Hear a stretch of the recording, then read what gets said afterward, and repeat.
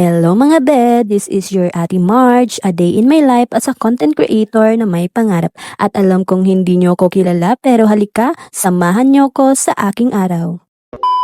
For today's vlog nga po pala ay naisipan namin na kumuha ng petalhead fern or vegetable fern. Hala! Ang arte, pwede namang pako. Alam nyo ba yun guys? Kumakain ba kayo nun? Bumabiyahe na nga po pala kami sa mga oras na yan dahil nakakatakot raw magbangka. Hindi kaya? Masaya kaya yun? Sumama nga lang po pala ako sa aking mga titos na kumuha nilang pako kahit na ako'y pabigat laang sa kanila. Nagbaon nga po pala kami dyan ng juice at tinapay kasi paano ba naman kasama ako bawal ako magutom. Charot! Sabi ko nga naman ay alak na lamang darahon para maburat kami. Akala mo man umiinom, hindi ako lasinggera guys ha? Bago nga po pala kami naghanap ng pako, nag-snack muna kami para may energy. Nakatayo nga lang po ako dyan habang kumukuha sila. Paano ba naman hindi ako marunong? Sabi ko nga naman turuan ako para may pakinabang naman ako. Hindi puro ganda lang ang ambag ko. Joke lang po. Ang pangit ko kaya. Habang kumukuha nga po pala sila ay sumusunod ako. Paano ba naman baka ako'y mawala rin Nag-try nga ni po pala na ako dyan maghanap pero na-reject. Aray ko. Masakiton guys magtagalog. Paano ba naman yung nakuha ko? Lason raw.